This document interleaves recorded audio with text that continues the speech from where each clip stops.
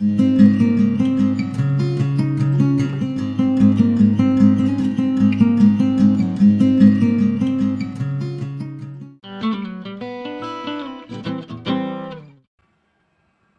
left off in the last video with the first layer of encaustic being put down on this vase. And in this video, I'm going to pick it up from there and finish this vase out to completion. Come along and join me, will you?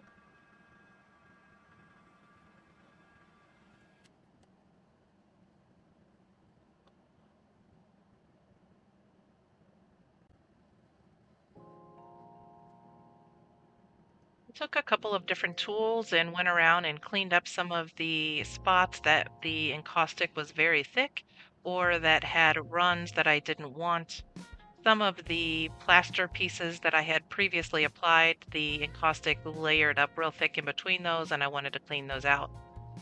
So I went ahead and did all of that, and now I am creating some texture with the encaustic on top of that plaster wrap.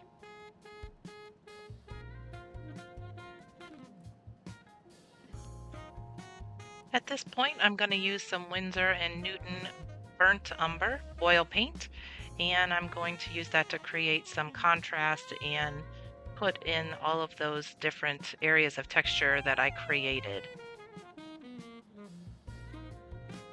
I've stated in a previous video, but if this is your first time with me, I use vegetable oil as my blending medium when I am spreading that oil paint around.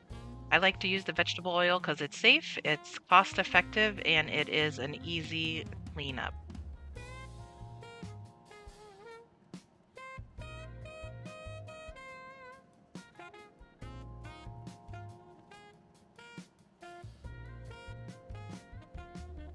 I had created a lot of texture, which was my intent, but it takes a little bit more effort to get that oil paint into all of those areas and the little voids that are in there to make sure that I get the outcome that I'm looking for.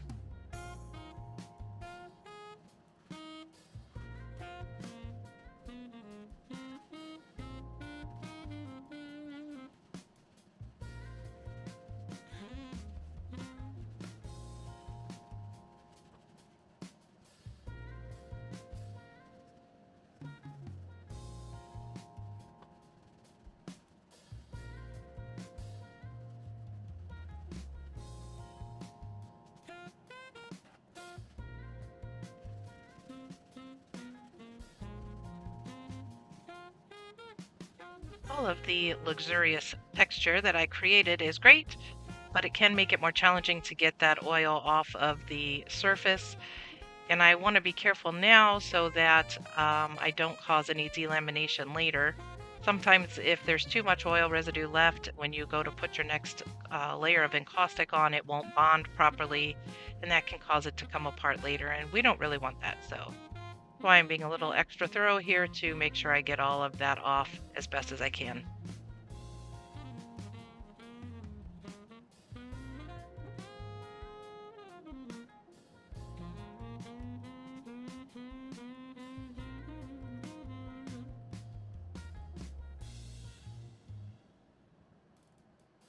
So at this point, I wanted to add a little bit of white encaustic paint. Again, I like to have that look where I put it on there. It gives it a little bit of a patina look or an aged look, but I just kind of let it touch on the different surfaces. My intention is not to have full coverage here. Another note that you can't necessarily tell from watching is that my brush is not super hot. I do dip it and let it cool momentarily before I apply that onto those surfaces. And as always, you want to fuse so that this layer becomes one with the previous layer.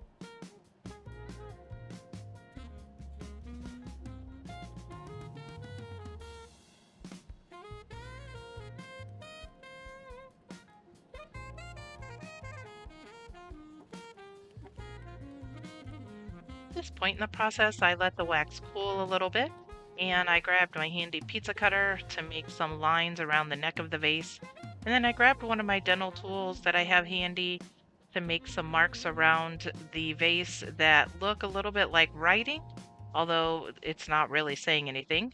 I wanted to give it a little bit of an old antique Greek vase feel. So once we apply the oil paint here in just a little bit, you'll see what all of these marks look like. For any of you who may not know, this process is called incising.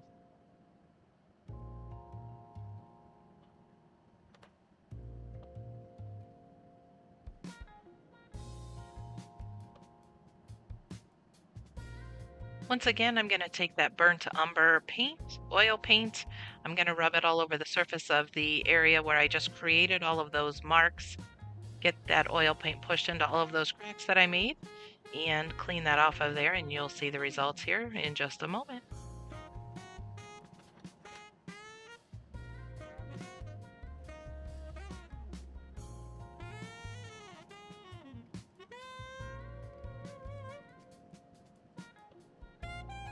This is a little tool that came with my dental tools. It's basically just a bunch of small wires stuck to the end of it, kind of like a brush. And I like to use it sometimes just to add some extra texture.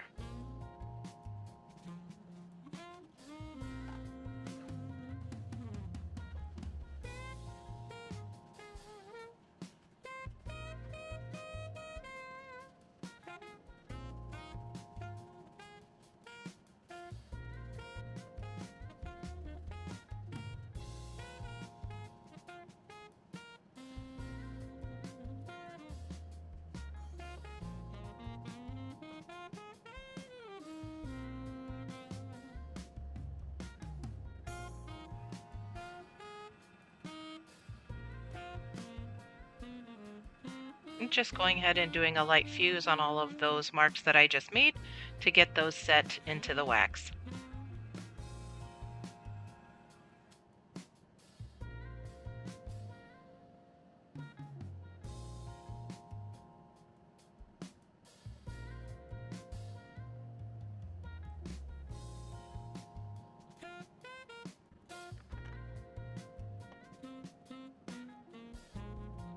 Point, I realized I had a space on the vase that I just felt like it needed a little more.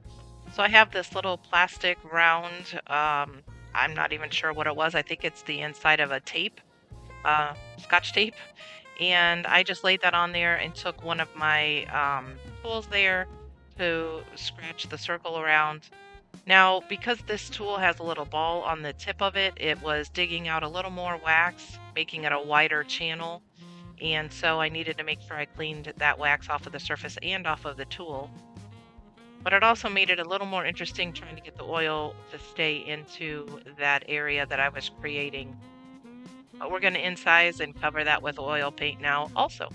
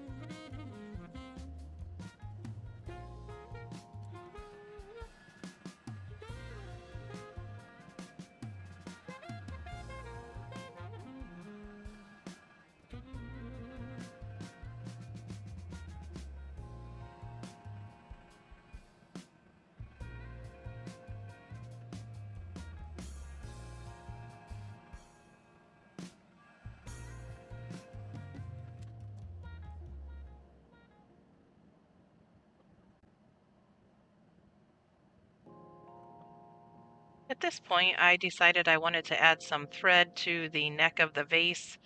Was a little bit undecided on how I wanted to finish the top of that, but I usually like to put cord or thread or ribbon or something around there. I just feel like it gives it a little more finished of a feel. So this time what I decided to do was dip the tip of the thread into the wax to get it started and let it stick. And then of course I'm just winding the wax, I'm sorry, the thread on there. And then I apply a little bit of encaustic over it to tack it down.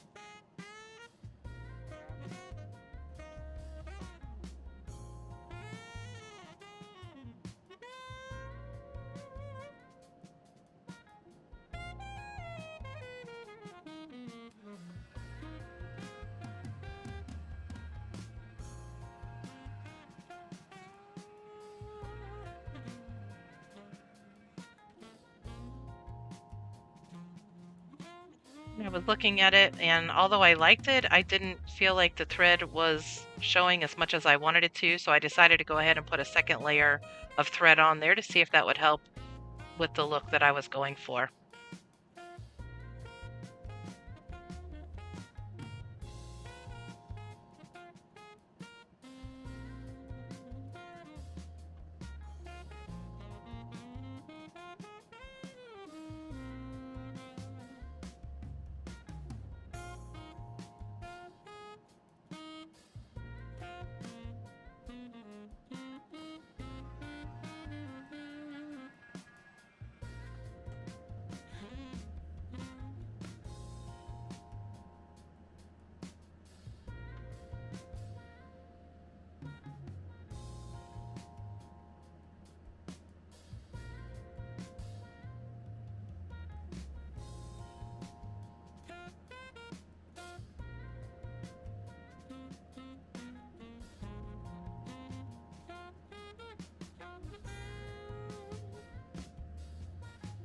I definitely liked the look of that much better and decided to call this vase done. Thank you for joining me. Hope to see you again soon.